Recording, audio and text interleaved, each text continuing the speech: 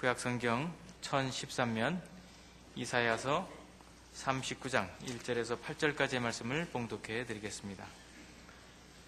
그때에 발라단의 아들 바벨론 왕 무로닥 발라단이 히스기야가 병들었다가 나았다함을 듣고 히스기야에게 글과 예물을 보낸지라. 히스기야가 사자들로 말미암아 기뻐하여 그들에게 보물창고 곧 은금과 향료와 보배로운 기름과 모든 무기고에 있는 것을 다 보여주었으니 히스기야가 궁중의 소유와 전 국내의 소유를 보이지 아니한 것이 없는지라. 이에 선지자 이사야가 히스기야 왕에게 나와 묻되 그 사람들이 무슨 말을 하였으며 어디서 왕에게 왔나이까 하니 히스기야가 이르되 그들이 원방 곧 바벨론에서 내게 왔나이다 하니라. 이사야가 이르되 그들이 왕의 궁전에서 무엇을 보았나이까 하니 히스기야가 대답하되 그들이 내 궁전에 있는 것을 다 보았나이다. 내 창고에 있는 것으로 보이지 아니한 보물이 하나도 없나이다 하니라. 이사야가 히스기야에게 이르되 왕은 만군의 여호와의 말씀을 들으소서. 보라, 날이 이르리니 네 집에 있는 모든 소유와 네 조상들이 오늘까지 쌓아둔 것이 모두 바벨론으로 옮긴 바 되고 남을 것이 없으리라. 여호와의 말이니라. 또 네게서 태어날 자손 중에서 몇이 사로잡혀 바벨론 왕궁의 환관이 되리라 하셨나이다 하니 히스기야가 이사야에게 이르되 당신이 이른 바 여호와의 말씀이 좋소이다 하고 또 이르되 내 생전에는 평안과 견고함이 있으리로다 하니라. 아멘. 우리가 인생을 산다고 하는 것은 그것 자체가 매우 위험한 것이다 하는 생각이 문득 들 때가 있습니다. 다음 순간에 무슨 일이 일어날지, 오늘 저녁에 어떤 사건이 생길지, 내일 또 내가 여전히 살아있을지, 내년에도 저 사람이 여전히 나를 좋아할지, 우리에게 일어날 일들은, 가능성이 있는 것들은 천만 가지인데 우리는 그 가운데 아무것도 아는 것이 없이 그냥 오늘 여기 있으니 한 발짝 내딛는 그것이 우리가 살아가는 인생입니다. 이렇게 놓고 보면 인생 그것 자체가 매우 위험한 것이다 하는 생각을 하게 됩니다. 그것뿐만이 아니라 우리의 자신을 바라보아도 그렇습니다. 오늘은 이렇게 강단에 서서 거룩한 말씀을 들고 거룩한 백성들에게 말씀을 전하고 있지만 내년 이맘때도 이러고 있을지, 다음 달은 어떻게 변절해서 어느 구렁텅이에 어떻게 빠져 있을지, 어디로 튈지 모르는 내 자신, 이 존재 자체가 매우 위험한 존재라는 생각을 하게 됩니다. 오늘 우리가 읽은 이 이사야 39장의 말씀은 매우 놀라운 신앙의 영웅이요, 매우 특이한 신앙의 체험을 한 그러한 놀라운 사람이, 그 영웅이 어떻게 몰락하고 있는가 하는 이야기를 우리에게 생생하게 보여주는 말씀입니다.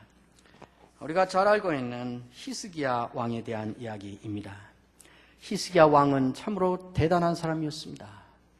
이 사람은 어떤 사람이었는가, 어떤 왕이었는가 하는 것을 열왕기하 18장에 가면 매우 길고 자세하게 우리에게 말씀하고 있습니다. 열왕기하 18장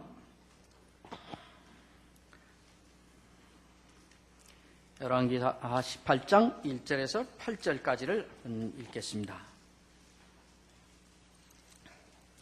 이스라엘의 왕 엘라의 아들 호세아 제3년에 유다 왕 아하스의 아들 히스기야가 왕이 되니 그가 왕이 될 때에 나이가 25세라. 예루살렘에서 29년간 다스리니라. 그의 어머니의 이름은 아비요 스가리아의 딸이더라. 히스기야가 그의 조상 다윗의 모든 행위와 같이 여호와께서 보시기에 정직하게 행하여 그가 여러 산당들을 제거하며 주상을 깨뜨리며 아세라 목상을 찍으며 모세가 만들었던 놋뱀을 이스라엘 자손이 이때까지 향하여 분향함으로 그것을 부수고 느후스단이라 일컬었더라. 히스기야가 이스라엘 하나님 여호와를 의지하였는데 그의 전후 유다 여러 왕 중에 그러한 자가 없었으니 곧 그가 여호와께 연합하여 그에게서 떠나지 아니하고 여호와께서 모세에게 명하신 계명을 지켰더라. 여호와께서 그와 함께 하심에 그가 어디로 가든지 형통하였더라. 저가 아수르 왕을 배반하고 섬기지 아니하였고 그가 블레셋 사람들을 쳐서 가사와 그 사방에 이르고 망대에서부터 견고한 성까지 이르렀더라. 히스기야 왕은 오늘 말씀에 본 것처럼 25세 왕이 돼서 29년 동안 유다를 통치한 왕입니다. 이 왕을 하나님은 어떻게 평가하시는가? 그는 다윗과 같은 사람이라. 하나님께 정직히 행하는 사람이고 하나님께 붙어있는 사람이고, 특별히 그는 이스라엘 백성 가운데 만연해 있는 우상을 다 깨뜨려버리고 타파하고 종교개혁을 이룬 사람이었습니다. 그 시대를 사로잡고 있는 큰 흐름이라고 할 수 있는, 거기에 서 있지 않으면, 저런 삶의 방식을 따라가지 않으면 올해는 살아남을 수 없다라고 여겨질 만한 그 시대를 휘어잡고 있는 큰 정신적인 흐름을 이 사람은 깨뜨려버린 것입니다. 모든 우상들을 다 때려 부셨습니다. 특별히 또 모세가 광야에서 노뱀을 만들어 세워서 뱀에 물려 죽은 사람들을 그걸 바라보면 살려준 그런 경험이 있었습니다. 그때부터 이스라엘 백성들은 이 노뱀을 섬기기 시작했습니다. 오늘 말씀 본 것처럼 거기에 분향하며 제사를 지내기 시작했습니다.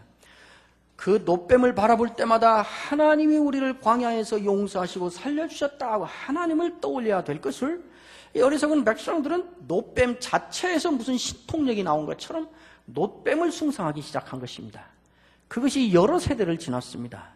히스기야 왕이 드디어 이 노뱀을 다 조각조각 부숴버리고 이것은 느후스단이다, 구리 조각일 뿐이다, 이렇게 명명하면서 그것을 다 없애버렸습니다. 하나님이 그래서 그와 동행하셨다 그러고 하나님이 그를 가는 곳마다 하는 일마다 형통하게 하셨다 그랬습니다. 당대 최고 강국인 아수르를 감히 하나님을 의지하는 믿음으로 대항하고 배척해버린 이런 왕이었습니다. 어느 모로 보나 히스기야는 얼마나 위대한 신앙의 영웅이고 그가 얼마나 놀라운 하나님 편에 붙은 자의 통치력을 나타낸 사람인가, 그것을 열왕기하 18장이 금방 본 것처럼 매우 구체적으로 강하게 증거하고 있습니다. 그리고 이제 열왕기하 20장에 가면 오늘 우리가 읽은 이사야 39장의 바로 앞에 있는 이사야 38장에 기록한 것과 같은 똑같은 기록이 20장에 있습니다. 히스기야 왕이 공적인 왕의 지위에서만이 아니라 개인적인 신앙에 있어서도 얼마나 놀라운 하나님의 은혜를 체험한 사람인가 하는 이야기를 하고 있습니다. 앞에 있는 이사야 38장을 보시면 이렇게 기록되어 있습니다. 그때에 히스기야가 병들어 죽게 되니 아모스의 아들 선지자 이사야가 나아가 그에게 이르되, 여호와께서 이같이 말씀하시기를 너는 내 집에 유언하라.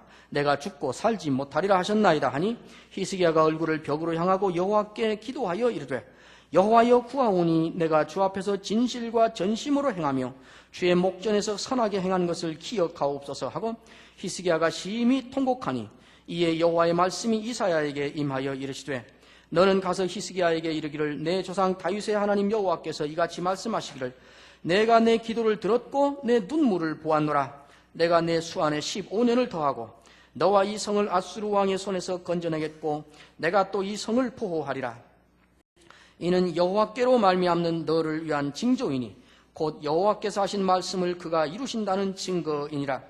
보라, 아하스의 해시계에 나아갔던 해의 그림자를 뒤로 10도를 물러가게 하리라 하셨다 하라 하시더니 이에 해시계에 나아갔던 해의 그림자가 10도를 물러가니라.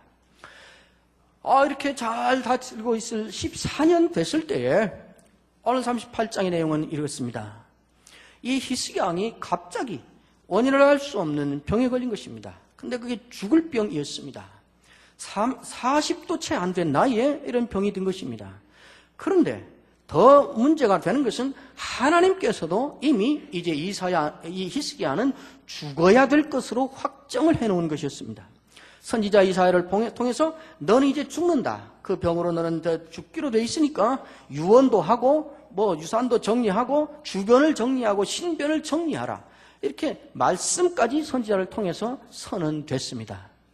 죽어야 되는 것입니다. 그런데 히스기야는 얼굴을 벽으로 향하여 대고 하나님께 통곡하며 기도했습니다. 그 기도의 내용은 죽기 싫다는 거였습니다. 살려달라는 거였습니다. 그러니까 하나님께서 오늘 38절에 본 대로 너의 기도를 들었고 너의 눈물을 내가 보았다. 그러시면서 15년을 더 살게 하나님이 계획을 바꾸셨습니다. 뿐만 아니라 하나님이 해 그림자를 15도를 해를 뒤로 했는지 해는 그냥 가만히 두고 그림자만 뒤로 가는 기적을 베푸셨는지는 정확치 않으나 어쨌든 해 그림자를 15도를 뒤로 물리면서까지 이런 초자연적인 기적을 보이시면서까지 그 기적이 확실하다는 보증을 삼아 주셨습니다. 그래서 히스기야는 안 죽고 살았습니다. 15년을 더 산 것입니다. 그러니까 히스기야는 매우 개인적으로도 참 놀라운 하나님의 은혜를 입었고 하나님이 그에게 은혜를 베푸셨고 이 사람은 누구에게도 뒤지지 않는 개인적인 신앙의 은혜 체험을 가지고 있는 그런 사람이었다 이 말입니다. 이때입니다. 오늘 우리가 읽은 39장은 그 찬마디를 그렇게 시작하고 있습니다. 그때에 히스기야가 병에서 낫고 이런 놀라운 은혜 체험을 하고 그러고 있을 때에 발라단의 아들 바벨론 왕 무로닥 발라단이 히스기야가 병들었다가 나았다함을 듣고 히스기야에게 글과 예물을 보냈다. 바벨론 왕이 사절단을 만들어서 친서를 써주고 온갖 예물을 만들어서 히스기야에게 보냈습니다.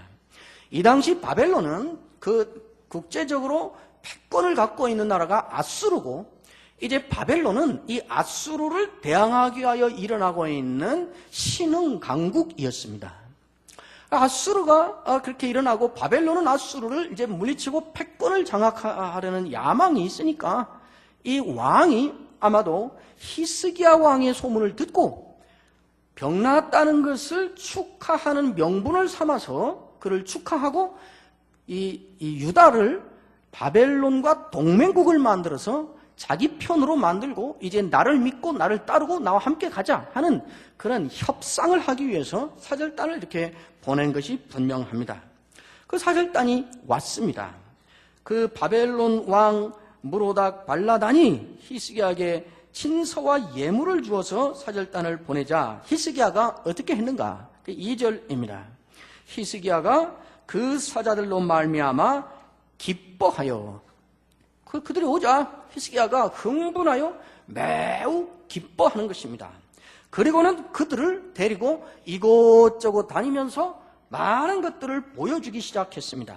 보물창고를 보여주고 곧 은금과 향료와 보배로운 기름과 모든 무기고에 있는 것을 다 보여주었으니 히스기야가 궁중의 소유와 전 국내의 소유를 보여주지 않은 것이 없었다. 이것이 2절 말씀이지요. 다 보여준 것입니다. 우리나라로 말하면 뭐 어디 공업단지 가서 다 보여주고 군부대 사열 열병식 다 하고 다 보여주고 궁중에 어떻고 이걸 전부 보여준 것입니다. 그리고 그들이 떠나갔습니다. 그들이 떠나가자마자 선지자 이사야가 왔습니다. 오늘 본문은 바벨론의 왕의 사자들이 왔다. 그렇게 말하고 그 다음 곧 이어서 선지자 이사야가 왔다. 그렇습니다. 바벨론 왕의 사절딸이 왔을 때 이 사람이 어떻게 나타났는가와 하나님의 사자 이사야가 와서 어떻게 하는가를 대조시키고 있는 것이지요. 이사야가 와서 묻습니다. 제가 들으니 어디에서 누가 왔었던 것 같은데요. 그들이 와서 무슨 말을 했습니까? 그들이 어디에서 왔습니까? 이렇게 묻는 거예요. 그러자 이 히스기야 왕이 그냥 즉각적으로 대답을 합니다. 그 사람들이요. 멀리서 왔어요. 바벨론에서 왔어요. 바벨론에서 나를 보러 왔더라고요. 이러는 거예요. 그러니까 이사야가 있다가 또 묻습니다. 제가 지어내는 말 아닙니다. 성경에 있는 대로입니다. 3절. 이에 선지자 이사야가 히스기야 왕이 나와 묻되 그 사람들이 무슨 말을 하였으며 어디서 왕에게 왔나이까 하니 히스기야가 가로되 그들이 원방 곧 바벨론에서 내게 왔나이다 하니라. 4절. 이사야가 이르되 그들이 왕의 궁전에서 무엇을 보았나이까? 그러자 또 즉각적으로 히스기야가 대답을 합니다. 그들이 내 궁전에 있는 것을 다 보았나이다. 내 창고에 있는 것으로 보이지 아니한 보물이 하나도 없나이다. 다 봤죠. 뭐 걔들 내가 다 보여줬어요.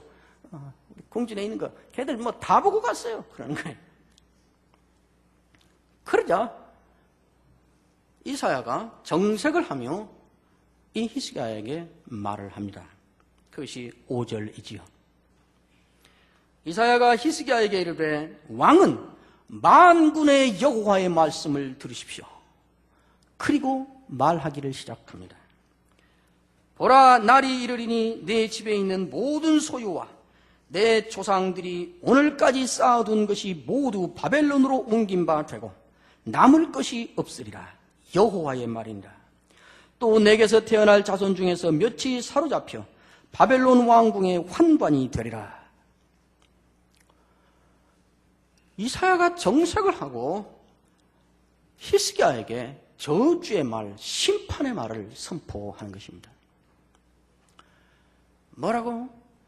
너의 궁전에 있는 것을 다 보았다고?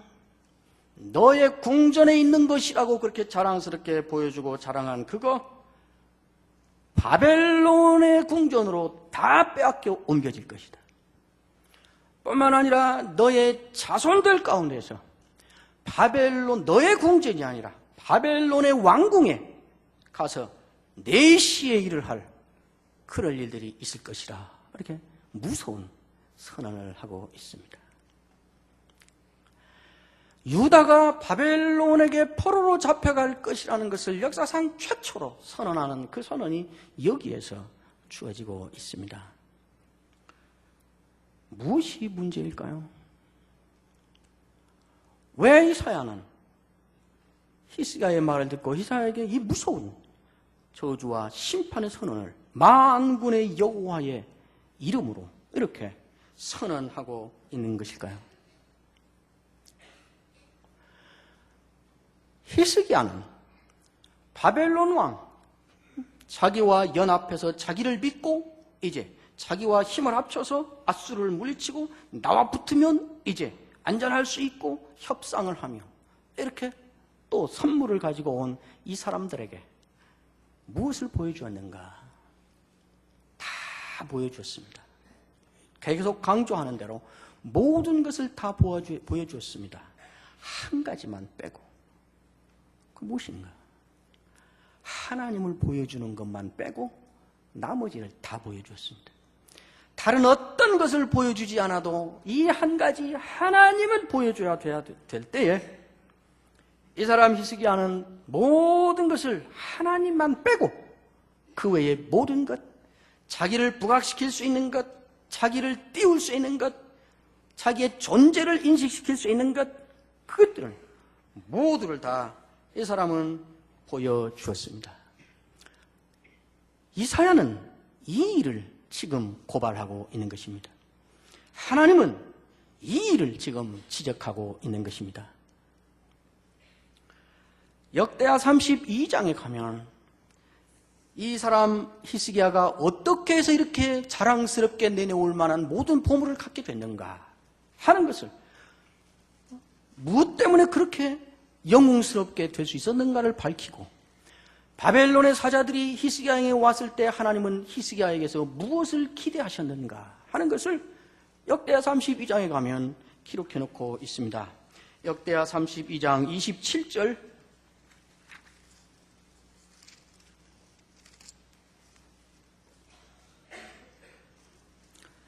히스기야가 부와 영광이 지극한지라 이에 은금과 보석과 향품과 방패와 온갖 보배로운 그릇들을 위하여 창고를 세우며 곡식과 새 포도주와 기름의 산물을 위하여 창고를 세우며 온갖 짐승의 외양간을 세우며 양떼의 우리를 갖추며 양떼와 많은 소떼를 위하여 성읍들을 세웠으니 이는 하나님이 그에게 재산을 심히 많이 주셨음이며 이는 하나님이 그에게 심히 많이 주셨기 때문에 그렇게 된 일이라고 말하고 있습니다. 이 히스기야가 또 기온의 윗샘물을 막아 그 아래로부터 다윗성 서쪽으로 곧게 끌어들였으니 히스기야가 그의 모든 일에 형통하였더라. 하나님이 이 사람을 형통케 하셔서 그가 영역을 넓혔다고 지금 말하고 있는 것입니다. 31절 그러나 바벨론 방백들이 히스기야에게 사신을 보내어 그 땅에서 나타난 이적을 물을 때에 하나님이 히스기야를 떠나시고 그의 심중에 있는 것을 다 알고자 하사 시험하였더라. 하나님은 이 바벨론에서 사자들이 왔을 때에 이 사람이 그 마음에 무엇이 있는가, 히스기야의 마음속에 있는 것을 다 알고 싶으셨다 이 말입니다. 하나님은 기대를 가지고 있었습니다.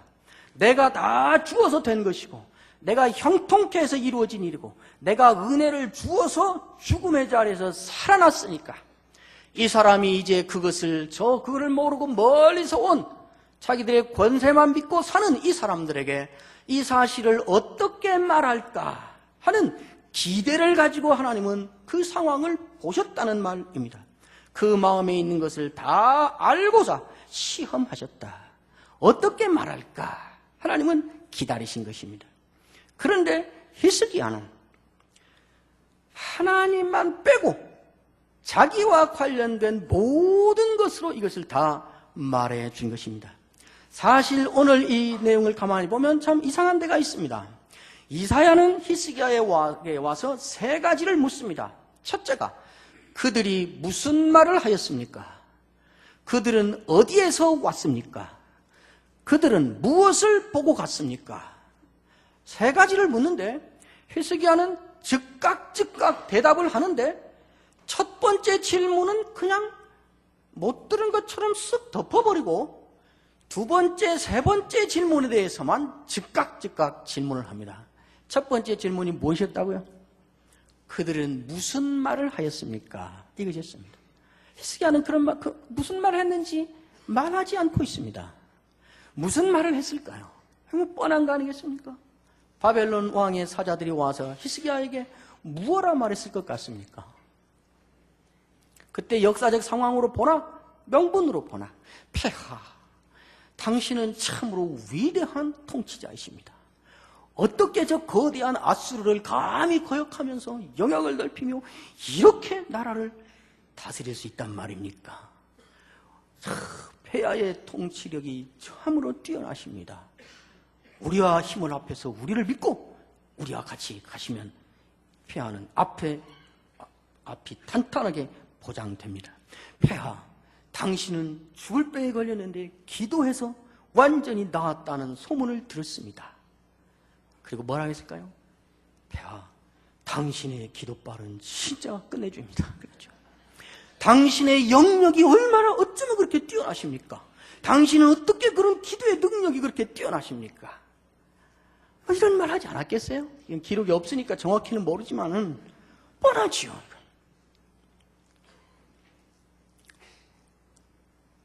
히스기야는 아마 자기가 생각해도 그 말을 그대로 하나님의 선지자 이사야에게 이 말을 그대로 옮기고 자기가 이렇게 기분 좋았던 그 말을 차마 선지자에게까지 옮기는 것은 이건 좀 너무하다 싶었는지 모르겠습니다. 그래서 그냥 그 말은 덮어놨는지 모르겠습니다.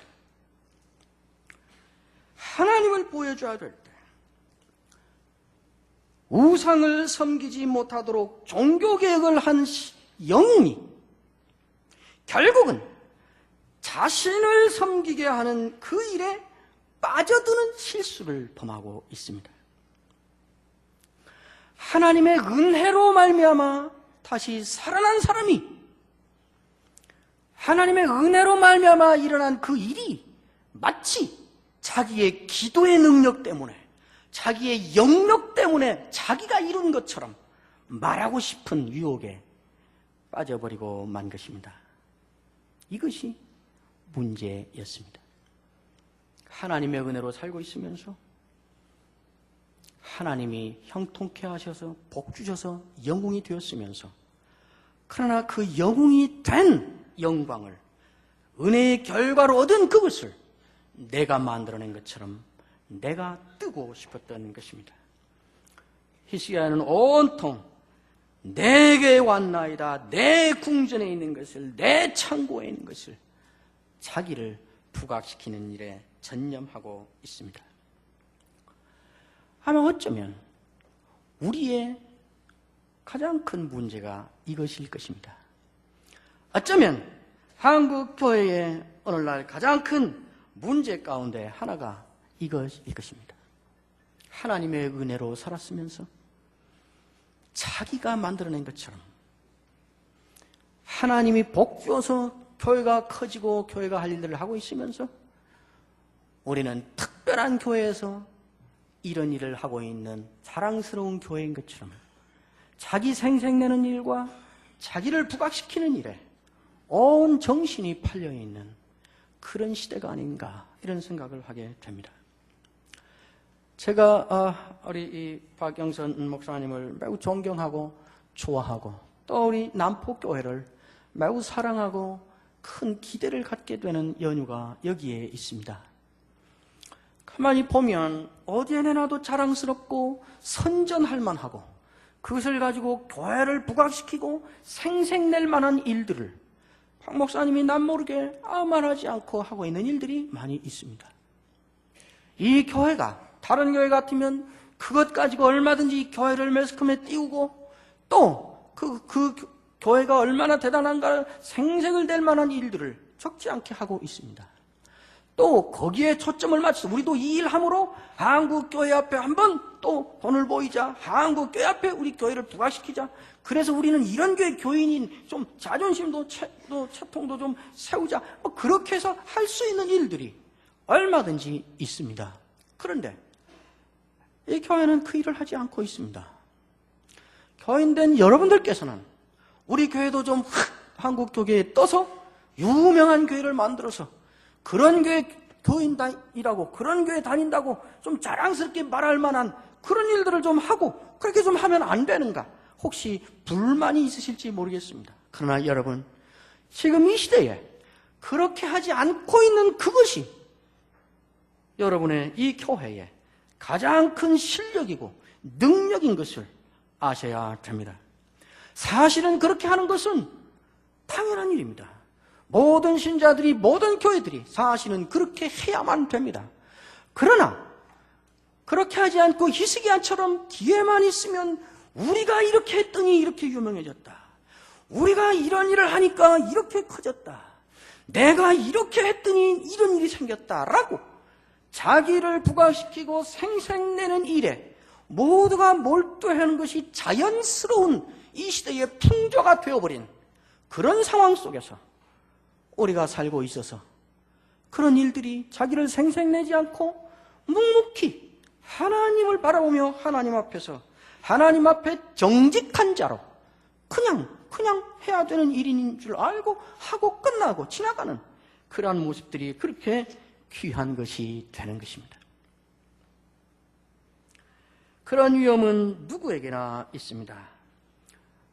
나를 나타내고 싶고 나를 부각시키고 싶고 그래서 시선을 나에게 집중하고 싶고 그 와중에 하나님은 이제 그만 가만히 뒤에 계셔도 되는 그런 상황에 빠져들 위험은 언제나 누구에게나 반드시 있습니다.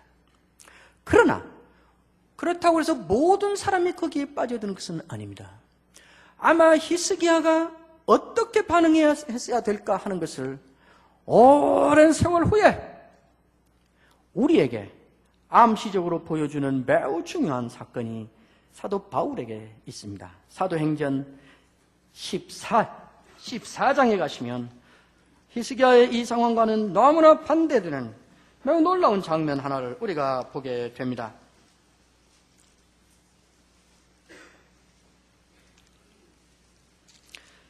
사도행전 14장 8절,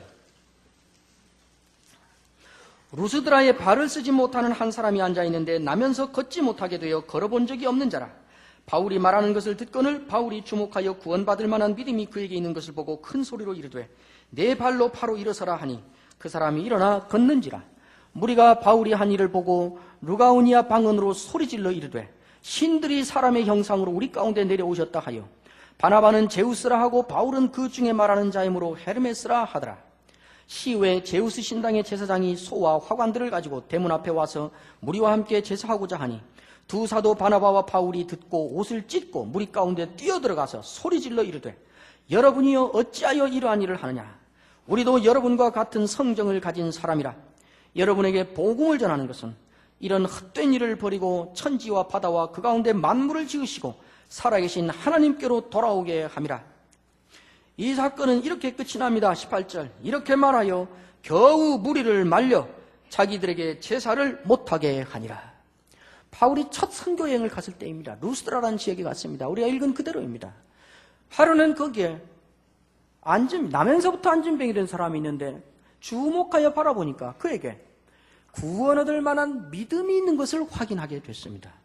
그래서 바로 네 발로 바로 서라 소리를 쳤습니다. 그때 그 사람이 벌떡 일어났습니다. 이 사실을 목격한 사람, 이 사실이 소문이 퍼지자 사람들이 구름대같이 몰려왔습니다. 바울과 바나바를 보고 이들은 그냥 사람이 아니다. 신이 우리 가운데 내려왔다. 신이 아니고는 일으킬 수 있는 일이 아닌 일을 했으니까. 그리고 하나를 가리켜 제우스라, 그리고 바울을 가리켜서는 헬메스 신이라. 그거 다 거기 엎드리고 경배하고 신처럼 모시려고 했습니다.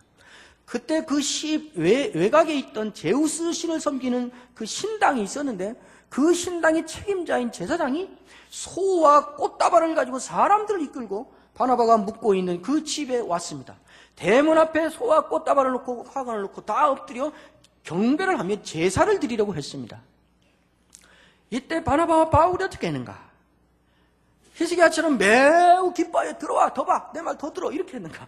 뛰쳐나와서 소리를 지르며 옷을 찢으며 무리 가운데 뛰어들어갔습니다. 왜들 이러냐고. 우리가 너희에게 복음을 전한 것은, 하나님을 전한 것은 제우스에게 하고 다른 신에게 하고 하는 이런 짓 하지 말라고 복음을 전한 것인데 그 짓을 이제 우리에게 하려 하느냐고. 우리도 사람이라고 이러지 말라고. 그래서 18절에 있는 대로 겨우 그 짓을 못하게 말려서 못하게 했다 이 말입니다. 히스기야가 아마 이렇게 했어야 됐을 것입니다. 우리가 이렇게 해야 될 것입니다. 오늘 이 히스기야 사건이 우리에게 무엇을 말하고자 하는가? 저는 최소한 세 가지 사실을 이 히스기야 사건은 우리에게 분명히 말하고 있다고 믿습니다. 첫째는 우리 인간의 연약함이 무엇인가 하는 것입니다. 우리 인간이 얼마나 연약한 존재들인가 하는 것입니다. 히스기야는 악독한 사람이어서가 아니었습니다.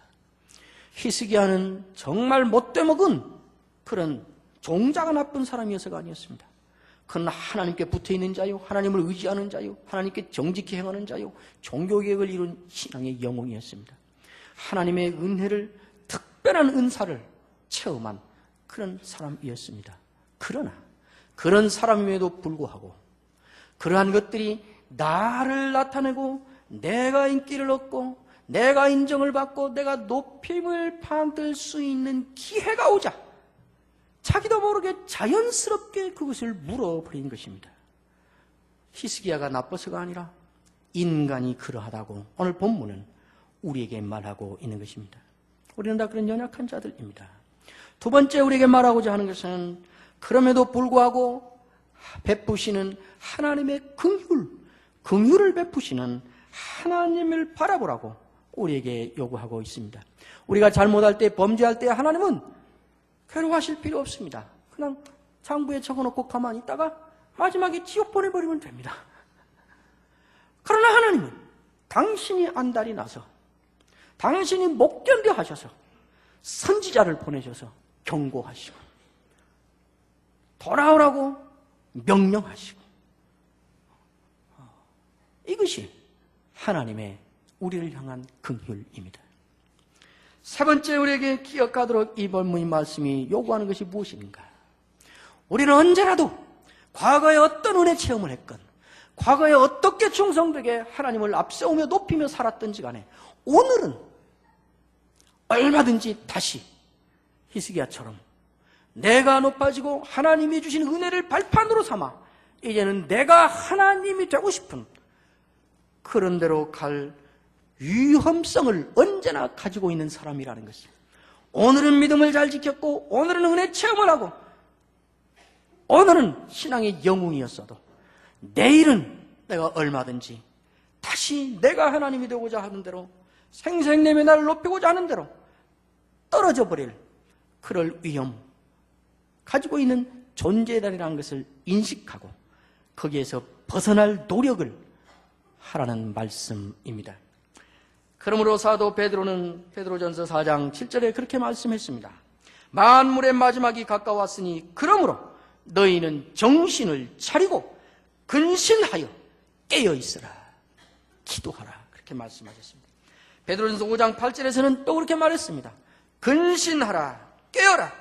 너희 대적 마귀가 우는 사자같이 두루 다니며 삼킬 자를 찾나니 너희는 믿음을 굳게 하여 그를 대적하라. 이러한 유혹들을 마치 마귀를 대적하는 마음으로 대적하라는 말씀하고 있습니다. 사도 바울은 세월이 지난 후에 고린도 교회에 편지를 보내면서 고린도 전서 9장에 이렇게 말씀한 적이 있습니다. 고린도전서 9장 27절에 내가 내 몸을 쳐서 복종시키는 것은 내가 남에게 전한 후에 자신이 도리어 버림을 당할까 두려워함이라. 사도 바울이 어떻게 선교지에서 그럴 수 있었는가? 비밀이 여기에 있었습니다. 나는 내가 다른 사람에게 복음을 전하고 다른 사람에게 하나님을 전하고 그런 이후에 정작 나는 거기에서 떨어져 버릴 수 있다는 이 위험을 인식하고 나를 날마다 쳐서 복종시키며 살았다고 말씀하고 있습니다. 내 몸을 쳐 복종시켰다는 이 말은 세 가지의 의미를 그 글자가 가지고 있습니다. 첫째는 나를 붙잡았다는 말입니다. 어디로 자꾸 딴 길로 가려고 하는 것을 딱 붙잡았다는 말입니다. 또 하나는 낚고 챘다는 말입니다. 다른 곳을 향하여 어디로 튈지 모르고 튀려고 하는 것을 낚고 챘다는 말입니다. 또 하나는 체포했다는 말입니다. 다른 곳으로 가는 것을 못 가도록 묶어버렸다. 체포해서 눌러두었다. 밑에 있도록 눌러두었다는 말입니다. 오늘 히스기야 사건이 우리에게 이렇게 하라고 경고하고 있습니다. 30년 가까이 전에 신학교 다닐 때에 돌아가신 박윤선 목사님께서 강의 시간에 자주 이런 말씀을 하셨습니다. 여러분들은 교회 나가서 교인들이 여러분들에게 하나님의 사자라고 부르는 말도 듣지 말라 그러시더라고요. 교인들이 당신들에게 하나님의 사자시라고 말할 때 쫓아가서 말하는 그 입을 틀어막을 수 없지만은 그러나 그 말을 할 때 당신들 속으로는 저 말은 내가 들을 말이 아니다. 저 말은 내가 들을 말이 아니라 계속 그러라고 하셨습니다. 왜냐하면 그 말을 자꾸 듣다 보면 자기에게도 자연스러워져서 마치 내가 하나님 옆에 이러고 있다가 쑥 지금 내려온 것처럼 그래 자기를 생각하고 교인을 무시하게 되고 그 지가 하나님인 것처럼 교만히 행하게 되니까 그 말도 듣지 마라 그러셨습니다. 언제나 조심하라는 거지요. 감사하고도 다행스럽게 지금까지 저에게 하나님의 사자라고 부르신 분은 한 분도 없었습니다만 앞으로 그렇게 불러도 저는 듣지 않으려고 그럽니다. 우리는 매우 위험한 존재들입니다. 하나님 앞에서 우리는 이런 위험한 존재들인 것을 알고 언제라도 먹이를 던져놓으면 덥석 물 수 있는 그런 잠재력을 가지고 위험에 노출되어 있는 존재들인 줄 알고 쳐 복종시키며 하나님을 앞세우며 하나님을 높이며 하나님 앞에 정직히 사는 삶을 살아야 될 것입니다. 기도하겠습니다. 하나님 아버지 감사합니다. 언제나 하나님의 은혜로 살면서 하나님이 형통케 하심으로 살면서 하나님이 그렇게 해주셔서 신앙도 지키고 살면서 기회만 오면 제잘난 못에 살려고 발버둥을 치는 연약한 인생들입니다. 불쌍히 여기시고 은혜를 베푸셔서 하나님께 정직한 자로 하나님을 높이는 자로 하나님을 내세우는 자로 살게 하옵소서. 지금은 우리 구주 예수 그리스도의 은혜와 하나님 우리 아버지의 그 크신 사랑과 성령님의 감화 감동 인도 충만하심이 거룩한 날 주의 날 예배의 날 안식의 날 약속의 날 주 앞에 때를 지어 나와 엎드려 경배하고 이제 주의 성령과 함께 주의 말씀과 함께 부르신 삶의 현장을 향하여 흩어져 나아가는 이곳에 모인 주의 복받은 사랑하는 주의 자녀들과 그 가정들과 이 복된 예수 공동체인 남폭교회 외에 영원토록 함께 있을지어다. 아멘.